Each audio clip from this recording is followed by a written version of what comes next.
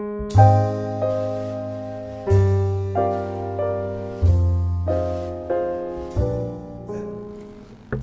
para pemirsa yang dikasihi Tuhan dimanapun Anda berada.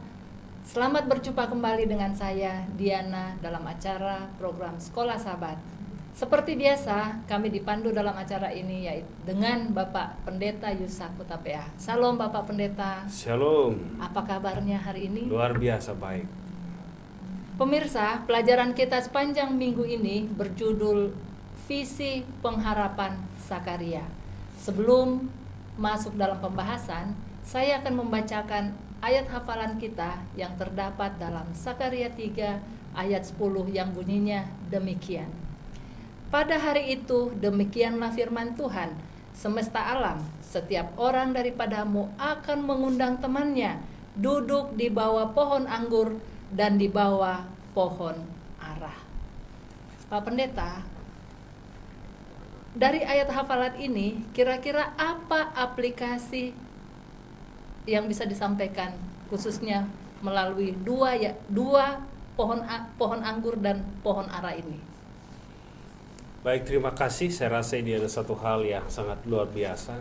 Ini berbicara mengenai visi pengharapan. Pengharapan di masa yang akan datang tentunya dalam hal ini buku Sakaria.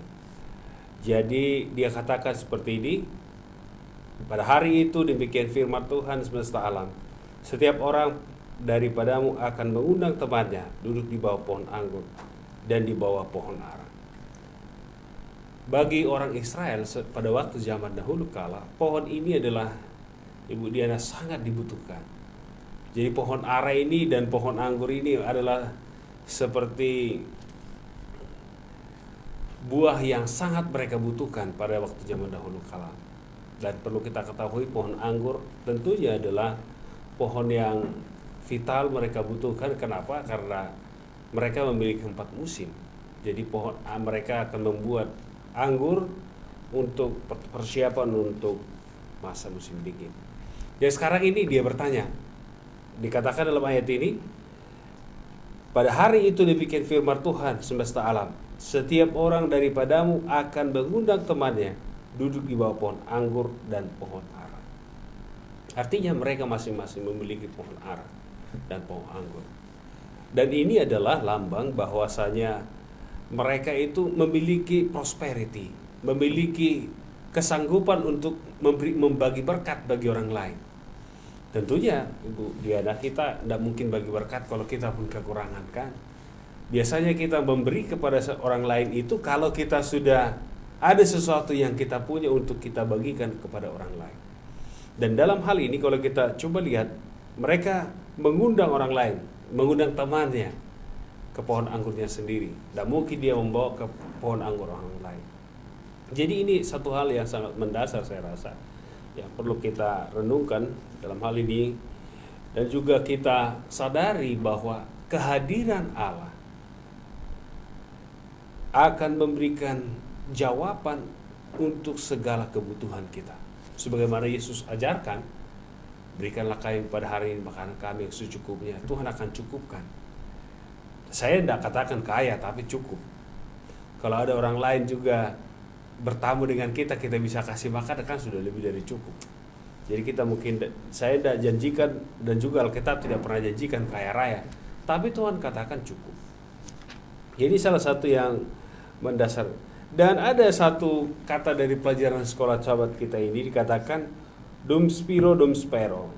Artinya selagi masih ada napas, saya akan memiliki pengharapan. Kalau kita masih bernapas, masih ada pengharapan.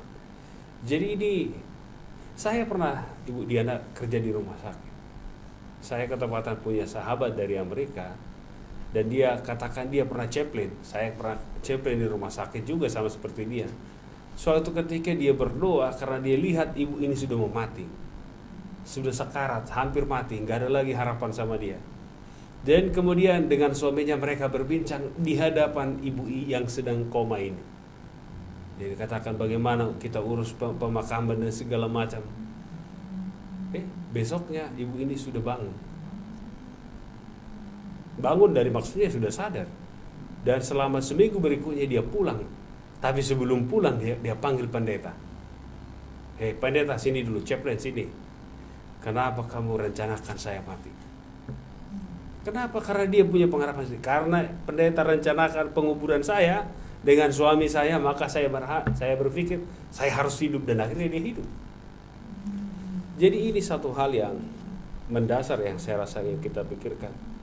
Kalau orang memiliki pengharapan selagi masih ada napas, mungkin kita jatuh. Saya tidak tahu, mungkin Ibu Diana juga pernah jatuh, pernah kesukaran. Tapi jangan khawatir karena kita masih ada harapan, karena Allah akan menyediakan segala keperluan kita.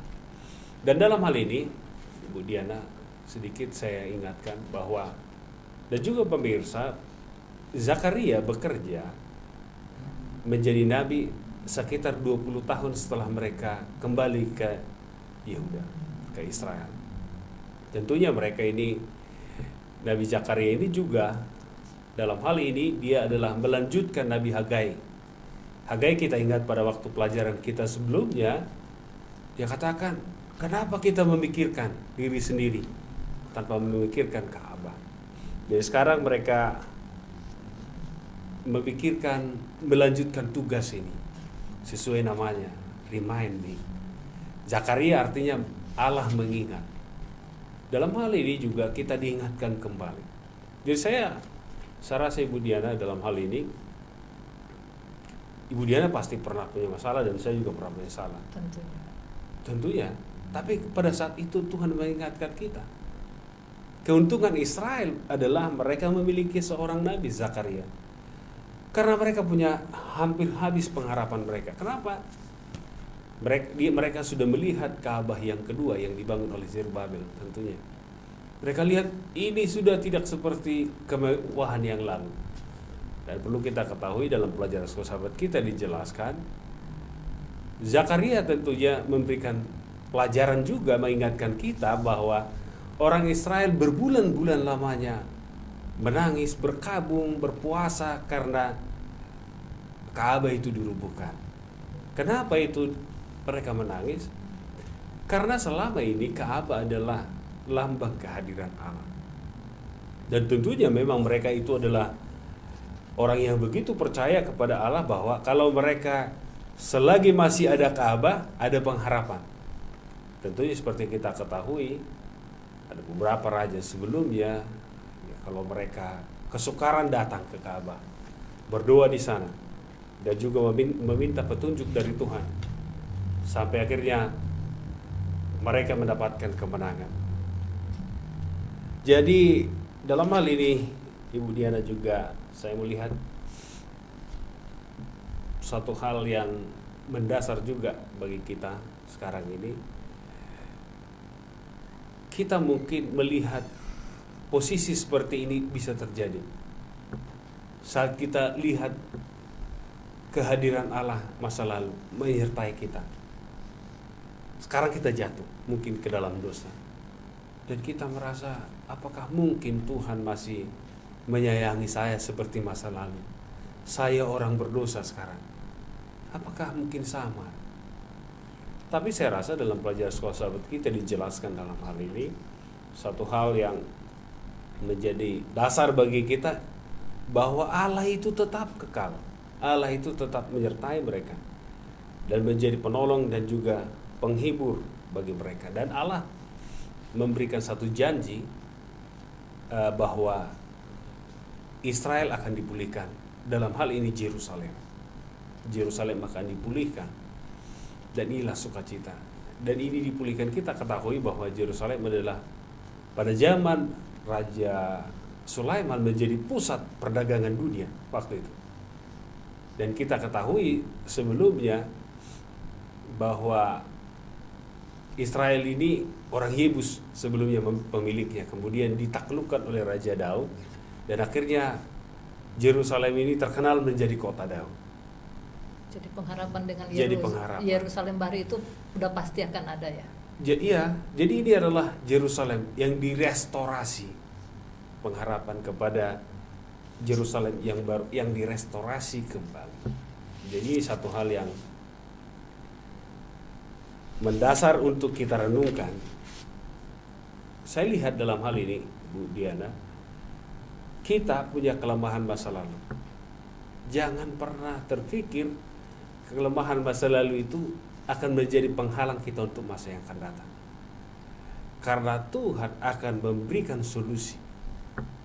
Sebagaimana kalau kita lihat dalam hal ini, memang secara fisik Ka'bah yang dibangun kemudian itu tidak sempurna.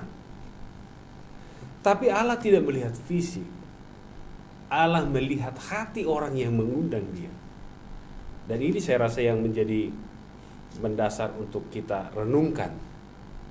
Jadi saudara pemirsa juga sekalian, Allah tidak melihat wajah saudara, tapi Allah melihat hati saudara. Karena sekarang ini ada banyak wajahnya manis tapi hatinya busuk.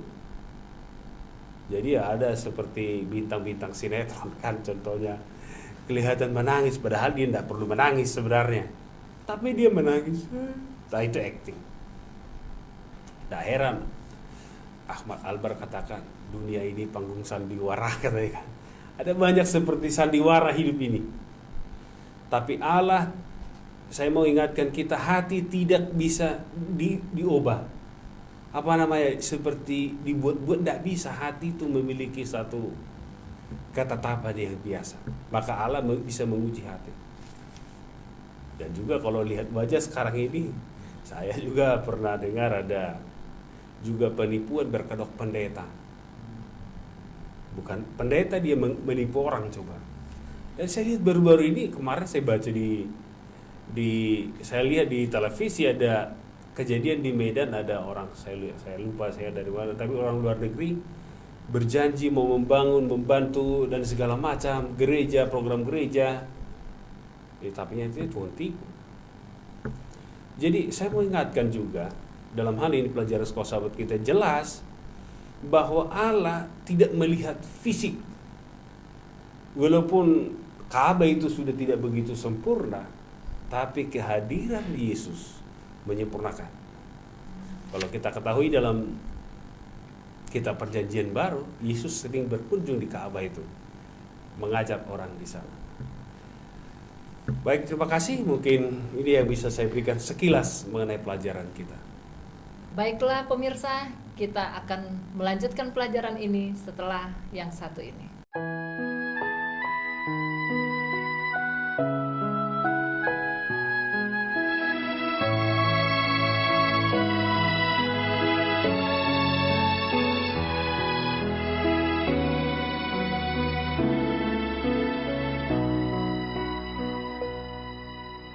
Ada waktu untuk berduka, ada waktu untuk bersuka, ada waktu untuk berdiam, ada waktu untuk berkata. Namun di atas segalanya, ku tahu Allah, ku bekerja mendatangkan kebaikan bagi yang mengasihinya. Di saat yang ku alami tak seperti yang ku ingini, di saat tiada jawaban mengapa harus terjadi.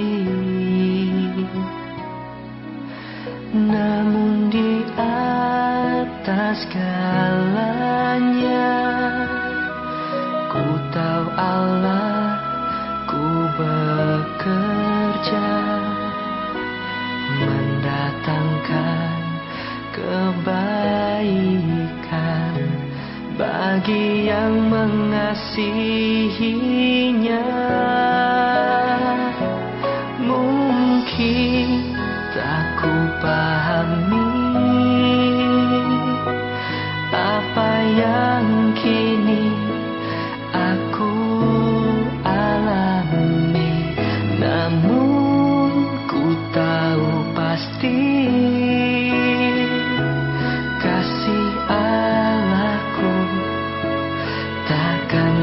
berhenti, kan ku serahkan semua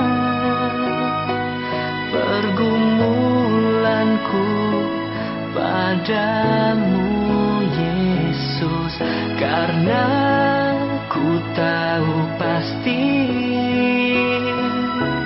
semuanya akan jadi indah pada waktunya.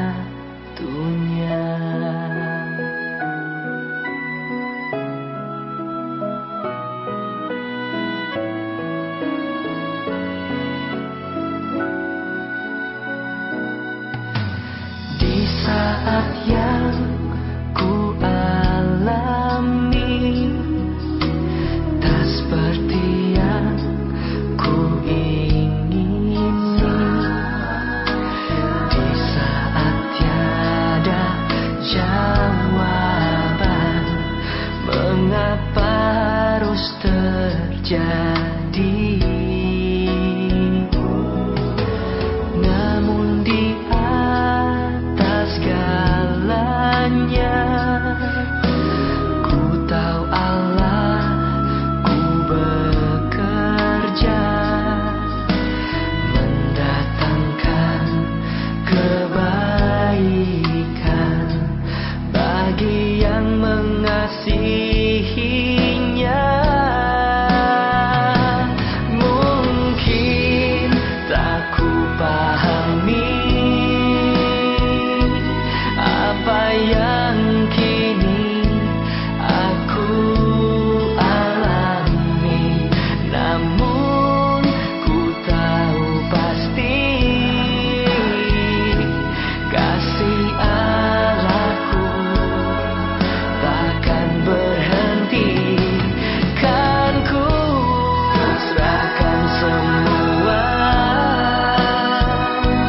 pergumulanku padamu Yesus, karena ku tahu pasti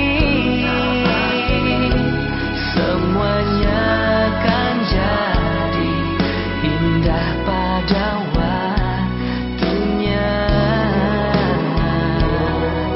Oh, semuanya akan jadi indah pada waktunya.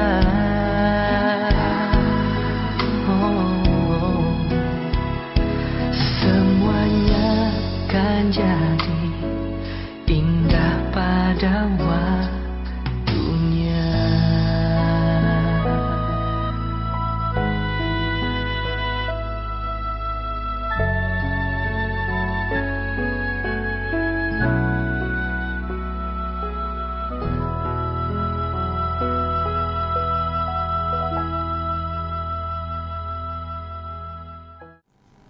Pemirsa yang dikasihi Tuhan, tadi kita sudah dengar ada beberapa pertanyaan yang sudah disampaikan, dan saat sekarang ini masih ada lagi pertanyaan yang akan dibahas oleh Pak Pendeta. Pak Pendeta, ini melalui pelajaran kita ini, di sini apa arti dari ketujuh kaki Dian dan apakah makna untuk zaman sekarang ini mengenai hal tersebut? Baik, terima kasih Bu Diana. Saya lihat dalam hal ini kita flashback kembali, mengingat kembali kepada sejarah bangsa Israel. Ketujuh kaki Dian ini harus senantiasa, cut dulu lah kali ya, masa ada batuk. Satu ya sayangnya. Kamera rolling, action. Pemirsa yang dikasihi Tuhan, tadi kita sudah dengar ada beberapa uraian dari pertanyaan yang sudah disampaikan oleh Bapak Pendeta Yusak. Saat ini ada lagi pertanyaan yang akan kita sama-sama mungkin bisa dengarkan. Pak Pendeta, di sini apa arti dari ketujuh kaki Dian dan kira-kira apakah makna untuk zaman sekarang ini? Baik, terima kasih. Seperti saya mau katakan bahwa ketujuh kaki Dian ini kita lihat sejarah bangsa Israel. Pada waktu mereka di tanah Mesir, pada waktu mereka mau pulang ke tanah Kanaan, disitulah ada dibentuk kaki Dian, 7 kaki Dian yang pertama. Dan ini mereka pelihara supaya selalu hidup. Api di ketujuh kaki dia ini tidak boleh mati. Jadi mereka sambungkan ini dengan sumber minyak yang cukup. Jadi ketujuh kaki dia ini minyaknya cukup dan dia akan selalu hidup dan menyala. Ini menggambarkan bahwasanya itu adalah lambang kehadiran Roh Kudus, kehadiran Allah. Jadi sebagaimana nyala api itu, mereka akan senantiasa bersama-sama dengan Allah, menerangi. Tentunya kita ketahui bahwa kaki dian itu fungsinya menerangi dan juga menjadi sumber pengharapan. Kenapa ini begitu penting dalam pelajaran sekolah sahabat kita? Diingatkan bahwa sebagaimana Tuhan dalam hal ini digambarkan ada 2 pohon zaitun di antara 7 kaki dia. Bagi orang Israel ada 2 nama tokoh yang sangat mereka hormati, yaitu Daud dan Salomo. Tentunya yang mendirikan Ka'bah. Kita ketahui sebenarnya Raja Daud pengen bangun Ka'bah itu, tapi Tuhan katakan you cannot do it. Anda bisa lakukan itu karena kau terlampau banyak menumpahkan darah. Jadi kemudian diberikan kepada anaknya Raja Salomo. Dan ini memberikan gambaran juga kepada kita dan juga pemirsa, sehingga kedua orang ini mereka kuat karena selalu berserta dengan Allah. Pada waktu Daud melakukan kesalahan, dia berzina dengan istrinya Uria, Tuhan katakan, pilih, kau dibinasakan oleh bangsa lain atau aku yang binasakan. Dia bilang, saya serahkan hidup saya ke dalam tangan Tuhan. Karena dia berharap Tuhanku ini Maha Pengasih. Dia tahu yang terbaik bagiku. Jadi ini menjadi satu pelajaran bagi kita sebagai renungan, sebagaimana Allah Israel menyertai Daud dan Salomo yang kau sanjung itu. Allah yang sama juga menyertai engkau sekarang ini, pada masa yang sukar ini. Jadi ini saya rasa juga menjadi aplikasi untuk saat sekarang ini. Saya katakan tadi kepada Ibu Diana, dalam akhir kehidupan kita ini banyak problema, banyak kesukaran, dan terkadang kita jatuh. Dan pada saat kita jatuh mungkin tidak sempat bisa lihat orang karena kita sudah sangat malu. Karena kita terjatuh, mungkin dosa terlampau besar dan orang lain tahu.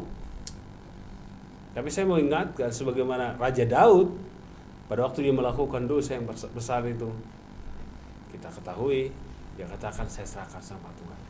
Dan Tuhan menyertai dia, dan tidak ada raja yang lebih besar dari Raja Daud saya rasa. Nah, anaknya lebih hebat dari dia. Kalau biasanya orang itu hebat kalau anaknya lebih hebat dari dia. Kalau anaknya lebih jelek dari dia, itu bukan orang hebat berarti. Generasinya lebih hebat. Dan tentunya kita ketahui bahwa Raja Sulaiman tercatat sebagai orang yang sangat cerdas. Bukan hanya cerdas, sangat memiliki hikmat, dan seluruh bangsa takluk kepada dia. Jadi ini menjadi pelajaran, saya rasa ini kepada pemirsa sekalian sangat mendasar. Bila mana saudara melakukan kesalahan, dosa apapun itu, jangan lupa, sekalipun merah dosamu seperti kermisi, aku akan buat putih apa? Seperti salju. Jadi kalau kita datang kepada ketujuh kaki dia itu dan membuat Roh Kudus bekerja dalam hati kita, maka dia akan menerangi hati kita yang gelap itu. Kehadiran Roh Allah kepada setiap pribadi itu akan menerangi dia, menuntun dia kepada kebenaran. Kenapa itu begitu penting? Ada banyak orang guilty feeling, selalu merasa bersalah. Oh, itu karena saya, itu karena begini. Saya ingatkan kita bahwa kehadiran Allah sebagaimana ketujuh kaki dia ini akan menjadi pelajaran bagi kita. Itu artinya lambang kehadiran Allah yang menerangi hati dan pikiran kita. Baik, ini yang bisa saya tambahkan dari pelajaran kita. Mungkin ada pertanyaan yang lain. Zaman sekarang ini Pak Pendeta, kita lihat banyak sekali orang-orang yang tidak mempunyai pengharapan lagi. Kira-kira aplikasi dari visi pengharapan ini, apakah ini bisa menyangkut dengan zaman sekarang ini yang mungkin dibutuhkan oleh saudara-saudara kita yang juga rindu untuk diberi penjelasan yang lebih mendalam buat mereka melalui firman Tuhan ini. Baik, terima kasih. Saya lihat kita ada satu yang susah kita tinggalkan, yaitu sibuk. Kita terlampau sibuk sekarang ini, sehingga waktu dengan anak-anak tidak ada, waktu berserta dengan suami atau keluarga tidak ada, waktu dengan Tuhan tidak ada. Dan kita berusaha untuk memanage waktu itu, tidak bisa. Susah. Memang sekarang ini saya tidak tahu Ibu Yuni juga rasakan seperti itu. Kalau sekarang ini satu hari itu seperti hanya 1 jam. 24 jam ya Pak Pendeta. Padahal 24 jam sebenarnya. Begitu kita bangun ngobrol sebentar jam 12 siang, sebentar lagi ngobrol sudah jam 5 sore, sebentar lagi tidur, besok pagi. Jadi waktu itu begitu cepat. Ada banyak orang stres sekarang ini karena tidak bisa memanage waktu. Terlampau sibuk, banyak tuntutan. Dan kalau zaman dahulu, zaman saya kecil, Ibu Diana, hanya makan saja lebih dari cukup.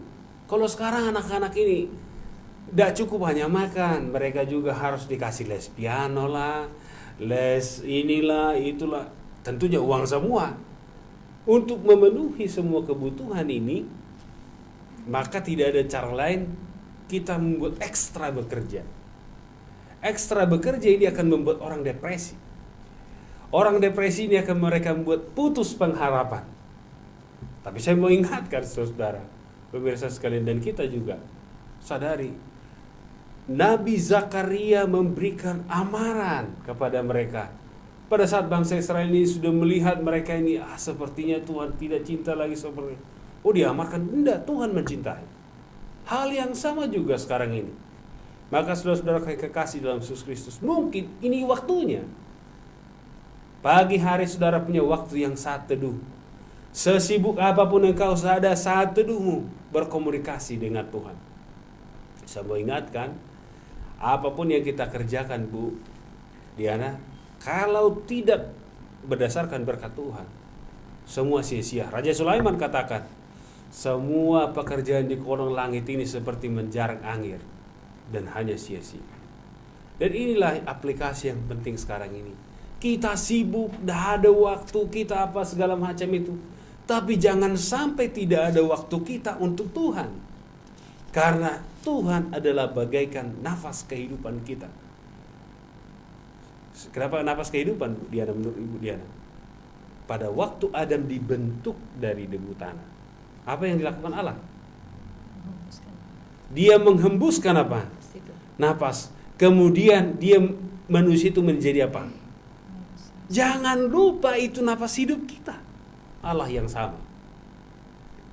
Jadi saya mengingatkan juga pemirsa sekalian, sesuai dengan pelajaran sekolah sahabat kita ini, mengingatkan kita begitu penting untuk berkomunikasi dengan Tuhan, memberikan waktu kita dengan Dia. Apapun kesukaran yang datang. Saya ketahui dalam hal ini, karena kenapa ini terjadi? Karena bangsa Yehuda atau Israel secara keseluruhan pada waktu sudah tidak percaya diri lagi. Mereka 70 tahun di pembuangan, 70 tahun jadi budak tentunya. Saya rasa kalau 70 tahun dalam pembuangan, dalam perbudakan, ini mentalnya akan seperti budak. Jadi tidak pede, gak percaya diri, lihat bangsa lain yang begitu besar, aduh Tuhan, bagaimana kami melawan ini? Dan kita ketahui sampai zaman Yesus, mereka ditawar. Mereka selalu di bawah jajahan. Yang terakhir mereka dijajah Romawi. Sampai akhirnya mereka berteriak pada waktu Yesus datang, mereka mengharapkan Yesus menjadi raja. Mereka buat katakan Hosana, Hosana segala macam, tapi Yesus katakan, it's not my place. Ini bukan tempatnya. Saya mau ingatkan, mereka putus pengharapan, tidak bisa melihat masa yang akan datang. Yesus tidak menjanjikan masa sekarang, tapi menjanjikan masa yang akan datang. Demikian juga pemirsa sekalian. Saudara mungkin sibuk sekali dengan pekerjaan. Mungkin juga segala pekerjaan itu, dan sampai saudara juga melihat anakmu tidak ada waktu berkomunikasi dan segala macam dengan mereka. Tapi saya katakan jangan sampai saudara lupa akan Tuhan. Karena itu adalah napas kehidupan kita. Jadi ini juga menjadi pelajaran yang mendasar untuk kita. Pengharapan itu masih dibutuhkan sampai sekarang. Dan pengharapan itu ada di Alkitab ini tentunya. Jadi bagaimana kita berkomunikasi dengan Tuhan? Baca Alkitab tentunya. Jadi gak mungkin kita berkomunikasi sama seperti kalau saya dengar tadi Ibu Diana sudah punya cucu. Kalau cucu ini terpisah jauh, kan kalau rindu bagaimana caranya? Kan telepon kan? Mana dulu suara cucu saya? Mungkin saya tidak tahu berapa tahun umurnya sudah. Masih kecil. Masih berapa tahun? Udah, masih 7 bulan. Masih 7 bulan. 7 bulan. Paling tidak dengar suara puas kita kan gitu kan. Tapi Alkitab ini adalah suara Tuhan. Ambillah waktu saudara juga pemirsa sekali membaca Alkitab. Karena ini adalah suara Tuhan akan memberikan kekuatan bagimu menghadapi kesukaran sekarang ini. Dan kalau kita lihat pada waktu Yesus berada di dunia ini, selalu dia datang ke Ka'bah. Apa yang dia lakukan? Dia buka apa? Dia buka Alkitab. Pada waktu itu belum ada Alkitab seperti yang kita pegang. Pada waktu itu ditemukan buku Yesayas. Jadi dia buka buku Yesayas, dia baca. Setelah dia baca, dia katakan kepada orang itu, Anda sedang melihat nubuatan itu digenapi. Inilah orangnya. Dan ini adalah menjadi sumber pengharapan. Saudara pemirsa sekalian, dengan kesibukan saudara, saya mau katakan, saudara baca 5 ayat saja Alkitab ini akan membuat engkau tertolong dalam kesukaran. Karena ini adalah firman Tuhan yang akan memberikan motivasi yang baru kepada kita. Dan ini menjadi program unik kita. Program divisi, program Jaran Conference. Follow the Bible. Mengikut Alkitab, membaca Alkitab. Dan dalam kita punya program ini, satu pasal satu hari. Bukan hanya sekedar baca tapi juga merenungkan apa. Ini adalah komunikasi Tuhan dengan kita. Kemudian setelah kita membaca, maka kita sampaikanlah permohonan kita kepada Tuhan. Dan pada akhirnya kita akan seperti kata Rasul Paulus, aku telah mengakhiri pertandingan itu. Bagiku telah tersedia apa? Mahkota yang telah disediakan oleh Yesus. Saudara pemirsa, jangan saudara putus pengharapan. Yesus adalah pengharapan satu-satunya. Dan dia berkomunikasi dengan Anda melalui firman Tuhan. Dan ini juga mungkin Ibu Diana juga usahakan juga baca. Kadang-kadang kita mengajak orang dia lupa membaca. Supaya ini akan memberikan kekuatan yang baru bagi kita.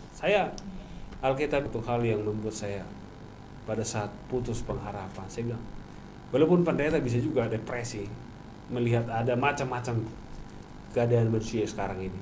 Tapi dengan membaca firman Tuhan ini menguatkan saya untuk mengetahui tindakan Allah. Jadi inilah intinya bangsa Israel pada zaman dahulu itu, mereka melihat Ka'bah saja sudah lebih jelek yang sekarang daripada yang dulu. Berarti Allah kualitasnya sudah begitu. Tidak. Allah tetap dulu, sekarang, dan yang akan datang tetap sama. Dia memiliki kemuliaan. Ini yang mungkin yang bisa saya berikan jawaban kepada pertanyaan dari Ibu Diana. Baik pemirsa, mungkin kita diingatkan kembali untuk selalu menyiapkan waktu berkomunikasi dengan Tuhan. Mungkin Pak Pendeta boleh simpulkan dari pelajaran kita bagaimana Tuhan yang dahulu kala memeliharakan umat pilihannya, apakah itu juga umat yang sisa sekarang ini juga terpeliharakan dan boleh menjadi sama seperti umat yang mula-mula.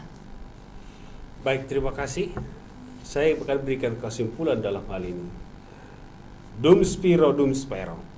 Dum spiro dum spero ini menjadi satu pelajaran bagi kita. Ini dituliskan bukan orang yang mengenal Allah. Selagi masih ada napas, di situ ada apa? Pengharapan. Dengan kata lain, kalau kita mengingat Allah, itulah sumber pengharapan. Maka Nabi Zakaria sesuai dengan namanya adalah mengingat Allah. Tuhan mengingat. Pada saat kita mengingat komunikasi kita dengan Tuhan, saat kita melihat dunia ini sepertinya kita tidak mampu, beban itu terlampau berat untuk kita pikul. Jangan lupa Yesus katakan, marilah kepadaku yang letih lesu berbeban berat, maka I will give you rest. Saya akan memberikan kelegaan bagimu. Allah memberikan kesempatan bagi kita untuk menyerahkan segala beban kita kepadanya. Dan juga Allah yang sama juga mengingatkan kita, memberikan penghiburan kepada kita senantiasa. Penghiburan itu akan menjadi milik kita bila mana kita selalu bergantung kepada Tuhan. Itu diingatkan dalam pelajaran sekolah sahabat kita seperti kehadiran 7 kaki Dia. Sebagaimana Tuhan menyertai Daud dan menyertai Salomo, Allah yang sama juga akan menyertai Anda dan saya. Saudara pemirsa sekalian, dari sekarang, bila mana kita bersandar sepenuhnya kepada Tuhan, dan Allah akan berkomunikasi dengan saudara melalui Alkitab tentunya. Bacalah Alkitab juga. Tidak cukup hanya nonton di YouTube ini untuk belajar sekolah sahabat, tapi perlu juga Pak membaca Alkitab. Nanti saudara pikir, oh sudah ini aja sudah cukup. Tidak cukup, belum cukup. Harus disediakan waktu untuk dengan Allah, untuk menghadapi depresi yang akan segera. Saya mesti katakan, Bu Diana juga saya ingatkan, 1 jam sekarang ini seperti hanya 1 detik. Ngobrol habis sudah. 1 hari seperti sekarang 1 jam. 1 tahun itu hanya seperti satu minggu, sudah habis 1 tahun. Allah membuat, dan saya lihat ini adalah teknik setan, membuat kita sibuk sana sibuk sini, berusaha untuk memenuhi segala kebutuhan kita. Kita lupa Yesus ajarkan, berikanlah kami pada hari makanan kami apa? Secukupnya. Sesungguhnya dengan kata lain, Yesus Allah Bapa di sorga telah menyiapkan sesuai apa? Kebutuhan kita. Jadi kita jangan terlampau sibuk dengan dunia ini, lupa dengan tujuannya. Saya ada kadang-kadang ini ibu-ibu ini ngobrol, dia mau belanja ke pasar. Karena ngobrol dengan sahabat ketemu, saya tidak tahu, mungkin dia pernah pengalaman Ibu Diana. Karena sangat ngobrol, lupa dia mau belanja ke pasar. Pasar sudah tutup, pulang ke rumah gak ada lagi yang mau dimasak. Saya ingatkan juga pemirsa sekalian, tujuan utama kita ke sorga.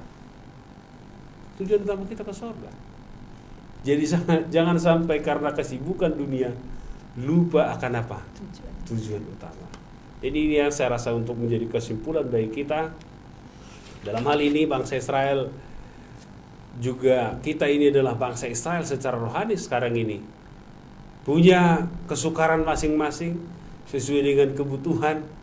Tapi ingatlah, Tuhan menjadi pengharapan kita. Karena Allah selalu mengingat kita. Zakaria, Allah mengingat kita. Terima kasih, ini pelajaran yang saya bisa berikan. Tuhan kiranya memberkati.